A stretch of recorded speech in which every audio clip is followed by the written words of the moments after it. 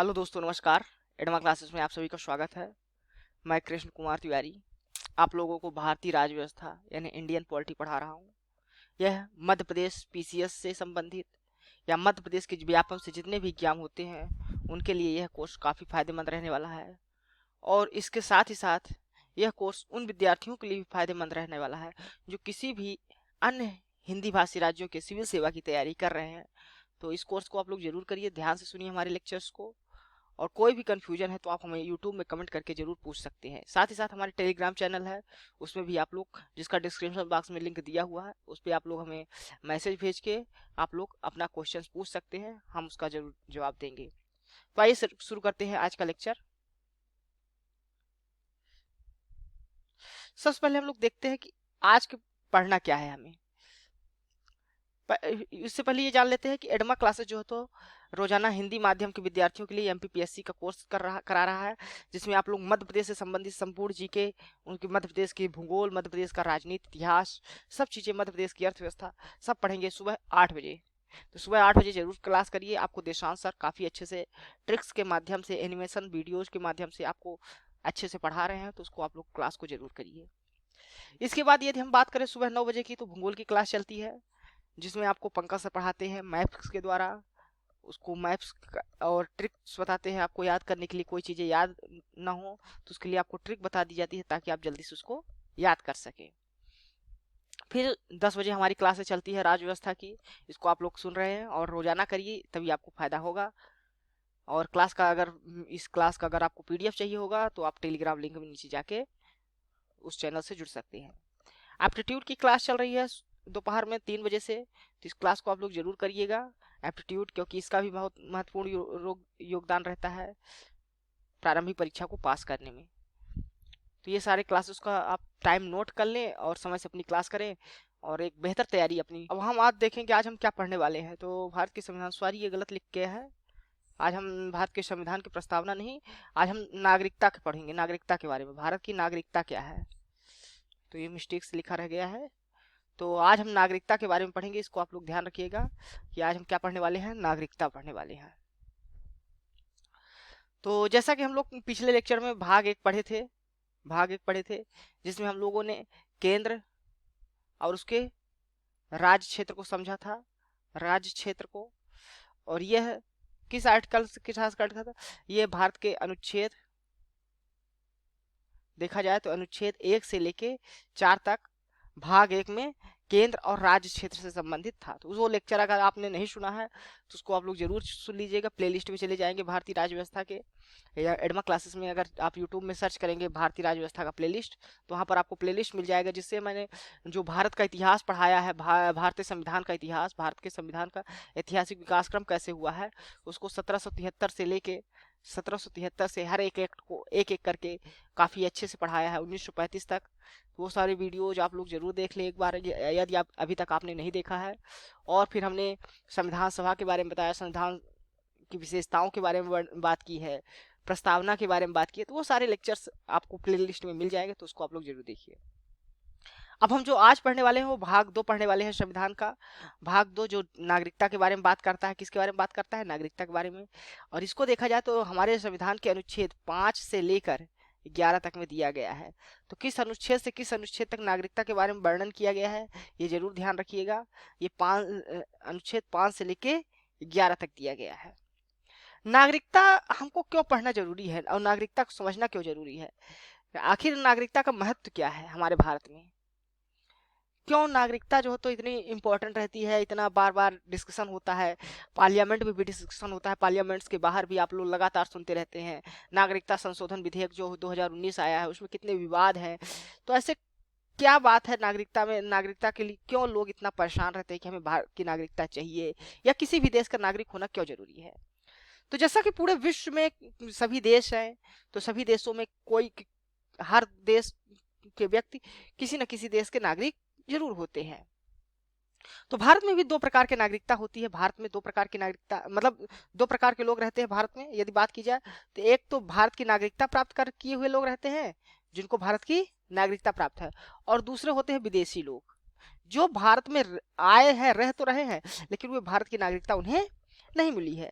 तो नागरिकता जिन्हें मिल जाती है और जिन्हें नहीं मिलती, हम लोग देखते हैं बहुत से मौलिक अधिकार हैं। जैसे हम लोग अनुच्छेद 21 देखिए, अनुच्छेद 21, तो इसमें व्यक्ति की जीवन की स्वतंत्रता की बात की गई है ना। तो कोई भी व्यक्ति होगा, लेकिन वही आर्टिकल अगर 19 देखें, आर्टिकल 19, तो उसमें नागरिकों की स्वतंत्रता की बात की है, ना कि किसी व्यक्ति की।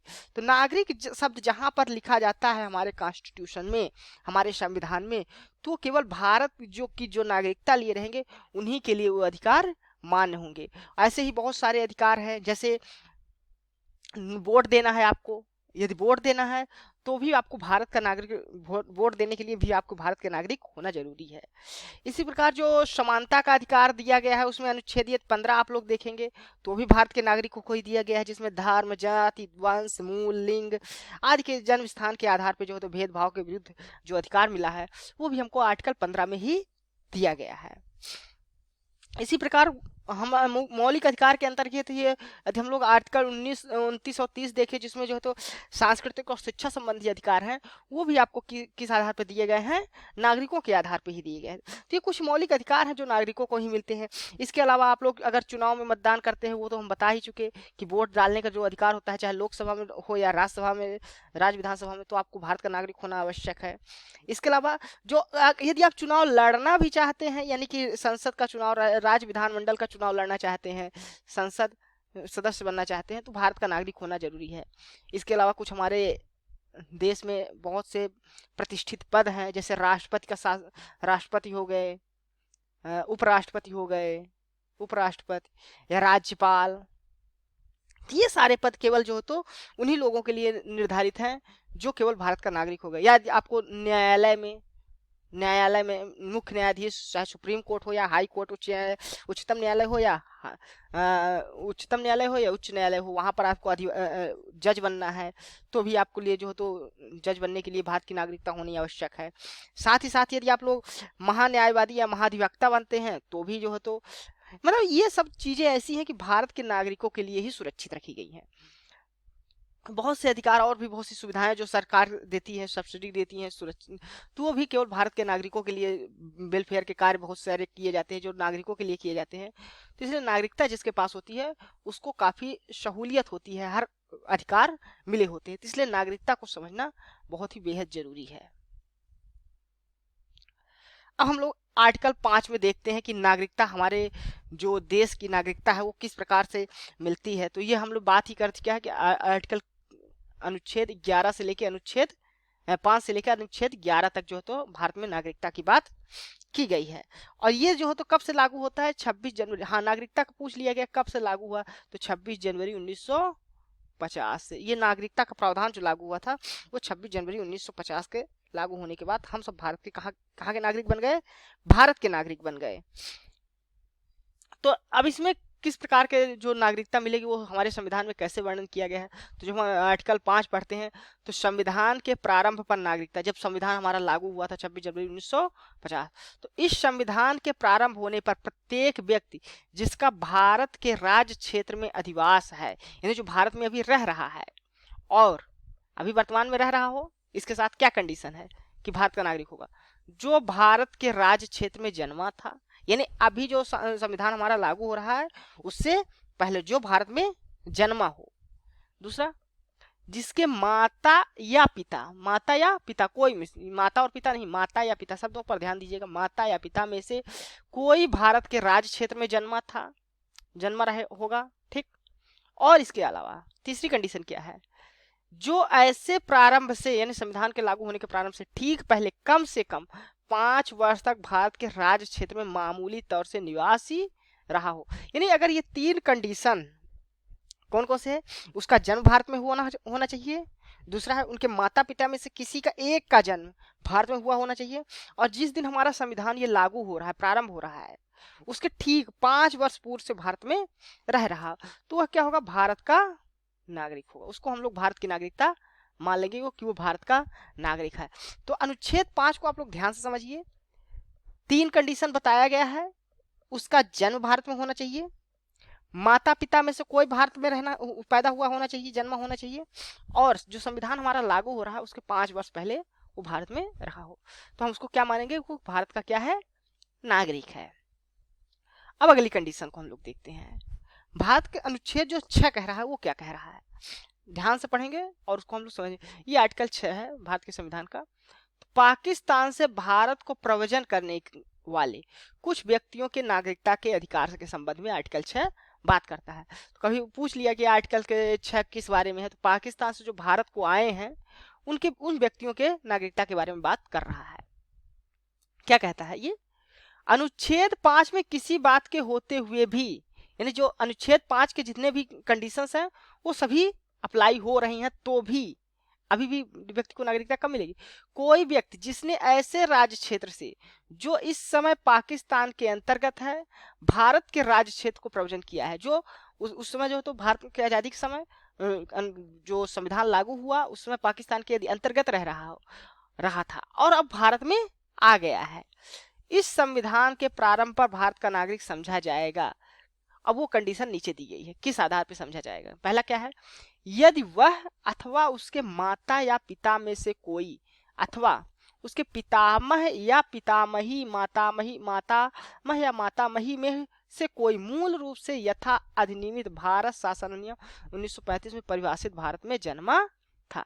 यानी कि जो भारत पाकिस्तान एक हिस्सा है, एक मिला के अगर भारत शासन नियम 1935 में भारत परिभाषित पाकिस्तान दोनों था, यदि इतने पूरे क्षेत्र में वह जन्मा हो, उसके माता पिता जन्मे हो, उसके दादा दादी जन्मे हो, नाना नानी कोई भी जन्म लिया हो, यदि भारत में जन्मा था उस वक्त भारत शासन नियम 1935 के परिभाषित भारत में, तो वह क्या होगा, भारत का नागरिक माना जाएगा।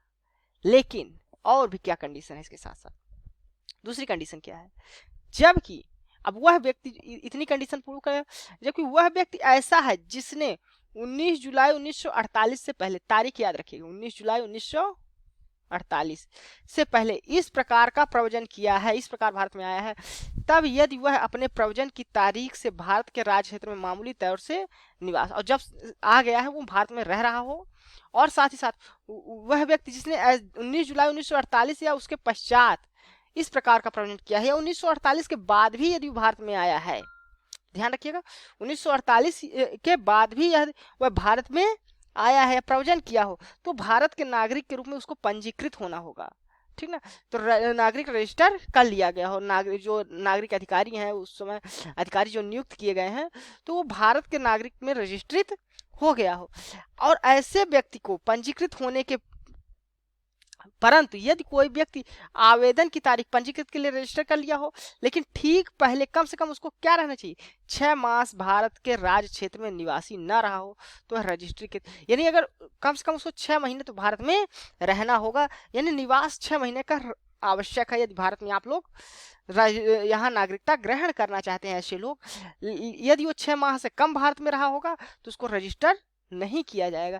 तो मिनिमम आपको 6 महीने भारत में, ऐसे लोगों को जो नागरिकता प्राप्त करने चाहते हैं इस प्रकार के लोग, उनको 6 महीने कम से कम भारत में रहना आवश्यक है।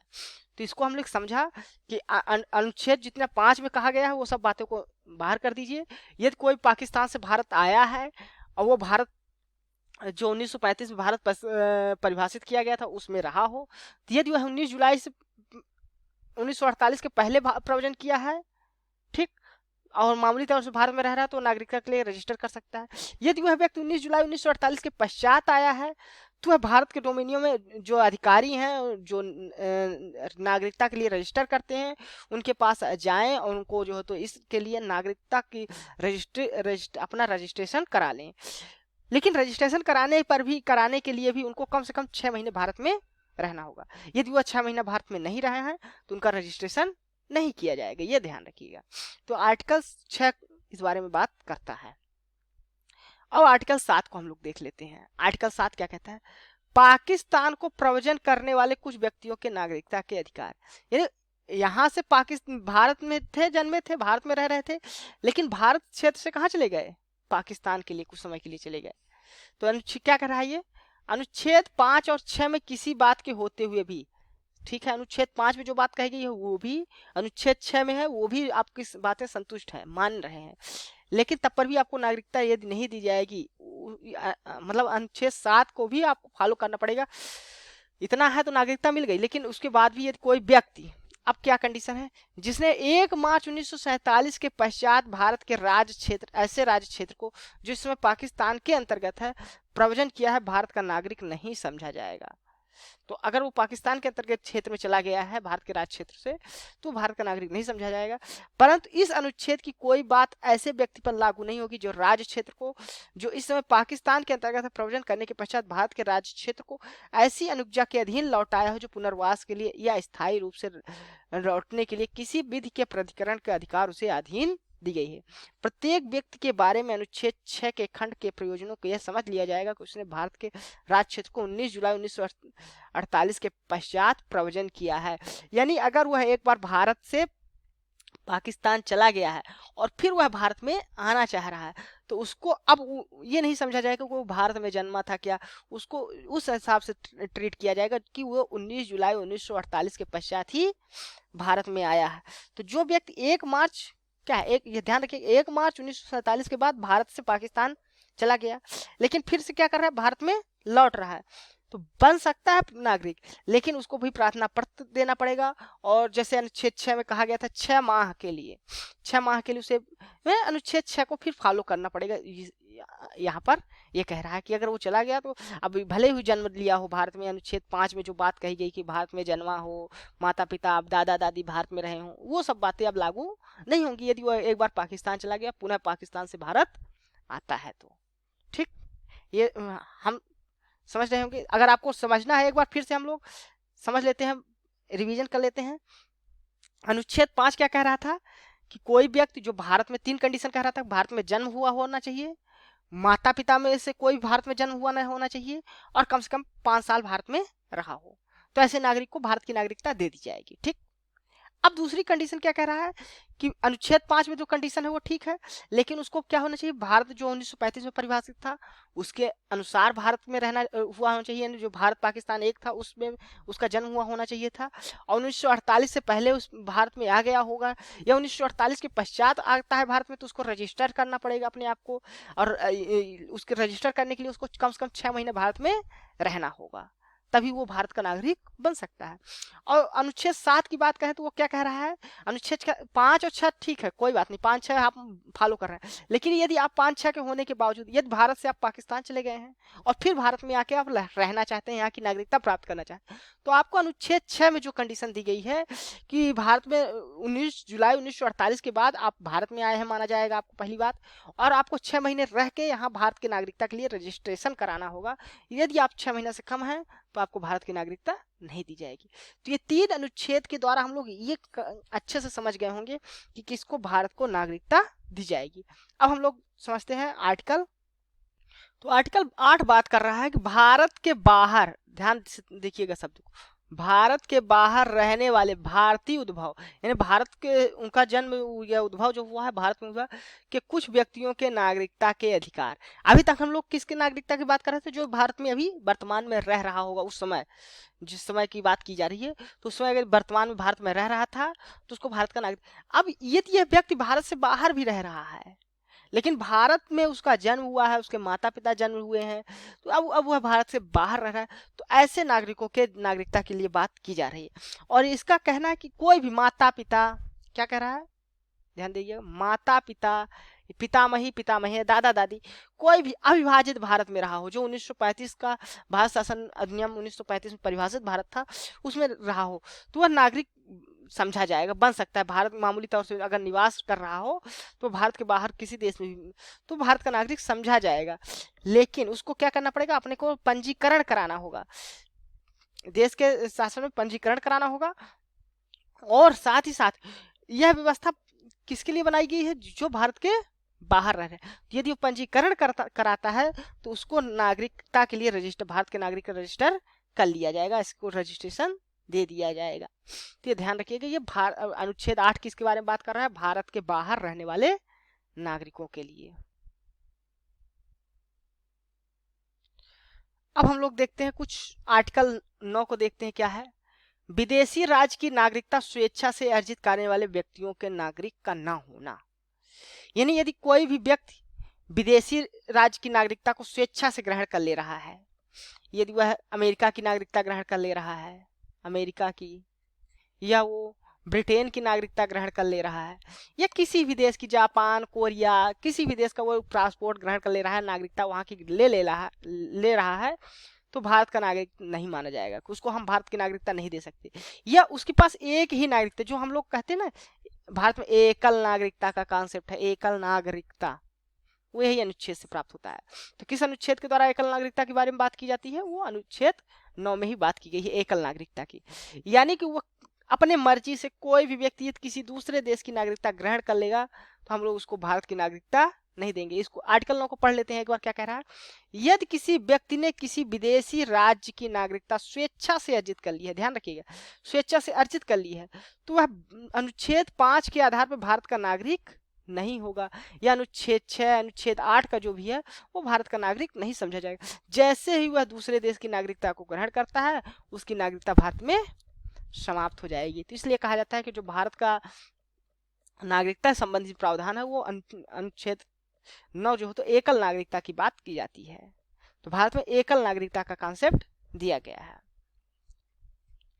अब हम लोग नागरिकता के अधिकारों को बना रहना, यदि कोई भारत का नागरिक बन गया है, ठीक ना, तो यदि कोई भारत का नागरिक बन गया है या नागरिक समझा जा रहा है, तो वह नागरिक हमेशा बना रहेगा। ये नहीं कि अभी उसको बार बार 1 साल का नागरिक है, 2 साल का नागरिक है, या 5 साल की नागरिकता दी गई है, ऐसा कुछ नहीं है। जो संसद द्वारा बनाई जाएगी समय समय पर नागरिकता, वो संसद की प्रधानता रहेगी, लेकिन वो भारत का नागरिक हमेशा बना रहेगा। यानी कि एक बार अगर कोई भारत का नागरिक बन जाता है तो वह नागरिक बना रहेगा तब तक जब तक उसको उसकी नागरिकता को हम लोग छीन नहीं लेते। कैसे छीना जाता है? आप यदि कोई इलीगल तरीके से भारत की नागरिकता, फर्जी से भारत की नागरिकता प्राप्त कर लेता है, ठीक, यदि वह भारत के संविधान का रिस्पेक्ट नहीं करता है, किसी दूसरे देश के संविधान के बारे में बात करता है, क्योंकि कोई भी भारत का यदि नागरिकता लेता है तो उसको पहले कहा जाता है कि आप भारत के जो तो संविधान की क्या करेंगे, भारत के संविधान का मान इज्जत करेंगे, सम्मान करेंगे, उसके जो मूल उद्देश्य है उसको भी फॉलो करेंगे, इनके राष्ट्रीय प्रतीक, राष्ट्रीय ध्वज, इन सब का जो तो आपको सम्मान करना होगा, ये भारत के आपके नागरिक बनना है। तो यानी कि कोई भी व्यक्ति यदि उसका बिहेवियर अच्छा नहीं है तो उसको भारत का नागरिक नहीं दिया जाएगा। यदि वो अप्लाई भी करता है तो कई सारे कंडीशंस होते हैं। तो ये ध्यान रखिएगा कि जो भारत का नागरिक है उसको भारत के जो राष्ट्रीय प्रतीक है, राष्ट्रीय ध्वज है, भारत के संविधान है, सर्वोच्च न्यायालय के न्यायाधीश हैं, राष्ट्रपति हैं, इन सबका उनके इज्जत भी करना होता है, उनका सम्मान करना होता है। तो ये क्या कह रहे हैं, उपबंधों में अधीन रहते हुए भारत की संसद जो बनाएगी वो भारत का नागरिक बना रहेगा, ठीक ना। तो एक बार नागरिक बन गया तो हमेशा के लिए नागरिकता, ये नहीं कि आपको 1 साल बाद फिर लाइन लगना पड़ेगा कि हमारे जो तो नागरिकता को रिन्यू कर दीजिए। तो ऐसा नवीकरण जो तो इसमें नहीं होता है, ठीक। एक बार आप नागरिक बन गए तो आप भारत के नागरिक हमेशा बने रहेंगे। फिर क्या है, संसद द्वारा नागरिकता के अधिकार का विधि द्वारा विनिमय किया जाना, ठीक ना। तो संसद नागरिकता के अधिकार जो है वो कानून के द्वारा हमेशा विनिमय किया जाएगा, यानी रेगुलेट किया जाएगा, हमेशा उसको जो नागरिकता के प्रावधान है उसमें संशोधन होता रहेगा। अब मतलब संसद को संपूर्ण लास्ट में जो नागरिकता संबंधी जितने भी अधिकार हैं वो सब किसके पास हो गए हैं, संसद के पास। वो जिस प्रकार के इसमें नागरिकता में परिवर्तन करना चाहे परिवर्तन कर सकती है। तो इस भाग के पूर्वगामी उपबंधों की कोई बात नागरिकता के अर्जन और समाप्ति के तथा नागरिकता से संबंधित अन्य सभी विषयों के संबंध में उपबंध करने की संसद की शक्ति का अल्पीकरण नहीं करेगी। यानी अनुच्छेद 5 से जो 10 तक हम नागरिकता की देने की बात कर रहे हैं, वह कोई भी जो है तो अनुच्छेद में जो भी प्रावधान किए गए हैं वो अनुच्छेद अगर 11 संसद यदि चाहती है, कोई परिवर्तन करना चाहती है या किसी आधार पर नागरिकता की समाप्ति करना चाहती है तो यह नागरिकता के कोई भी अधिकारों का जो तो अल्पीकरण नहीं करेंगे, यानी उस पर रोकथाम नहीं लगाएंगे, उस पर बाधित नहीं करेंगे। संसद जिस प्रकार का कानून चाहे, यानी नागरिकता से संबंधित जिस प्रकार का कानून चाहे संसद बनाने के लिए स्वतंत्र है। तो ये था हमारा नागरिकता का जो आज का लेक्चर, तो ये नागरिकता का लेक्चर था। ये आपको हमारा ये वीडियो पसंद आया है तो आप इस वीडियो को लाइक ज़रूर कर दीजिएगा और बेल आइकन को दबा दीजिए ताकि जो हमारी आगे आने वाली वीडियोज़ हैं वो आपको मिल सकें। आप लोग इस चैनल को सब्सक्राइब कर लीजिए क्योंकि इस चैनल में MPPSC से संबंधित संपूर्ण तैयारी कराई जा रही है। पहली बात तो आप लोग ये जान लीजिए, और ये हिंदी माध्यम के विद्यार्थियों के लिए बहुत ही फायदेमंद होने वाला है। जो हिंदी माध्यम के विद्यार्थी हैं उनके लिए बेहद उपयोगी है। तो और एमपी व्यापम जितने भी एग्जाम कराते हैं, क्योंकि हम लोग इसमें एमपी से संबंधित जीके भी पढ़ रहे हैं, एमपी का भूगोल पढ़ रहे हैं, एमपी के राजनीति पढ़ेंगे, एमपी के जो करंट अफेयर्स हैं वो भी पढ़ रहे हैं। तो एडमा क्लासेस लगभग संपूर्ण तैयारी करा रहा है एमपी एग्जाम्स की। तो आप लोग इस चैनल को सब्सक्राइब जरूर कर लीजिए। और यदि आप लोग हमारे सोशल मीडिया ग्रुप से जैसे इंस्टाग्राम से जुड़ना चाहते हैं, टेलीग्राम से जुड़ना चाहते हैं, फेसबुक से जुड़ना चाहते हैं, तो आप लोग डिस्क्रिप्शन बॉक्स में जाएंगे तो वहाँ आपको इन सबका लिंक मिल जाएगा, तो आप लोग जुड़ सकते हैं। टेलीग्राम से जैसा मैंने ही बताया है, पहले ही बताया है कि आप लोग टेलीग्राम में जुड़ जाएंगे तो वहाँ आपको इस लेक्चर की पीडीएफ आसानी से मिल जाएगी। तो लेक्चर की पीडीएफ प्राप्त करने के लिए आप लोग टेलीग्राम ग्रुप में जाइए। और साथ ही साथ वहाँ टेलीग्राम ग्रुप में आपको एक और फायदा होने वाला है, क्योंकि वहाँ हम लोग डेली क्विज कराते हैं, और ये क्विज आपको प्रारंभिक परीक्षा को पास करने में बहुत मदद करने वाले हैं। तो प्रारंभिक परीक्षा आप लोग आसानी से पास कर सकें, इसलिए ये डेली क्विज कराए जा रहे हैं, जिसमें भूगोल, राजनीति, लगभग संपूर्ण जो प्रारंभिक परीक्षा में प्रश्न पूछे जाते हैं वो सभी प्रश्न आपको फ्री में अवेलेबल हैं। तो आप लोग इसको जरूर फायदा उठाइए। तो धन्यवाद पुनः एक बार एडमा क्लासेस को इतना ध्यान से हमें सुनने के लिए। Thank you.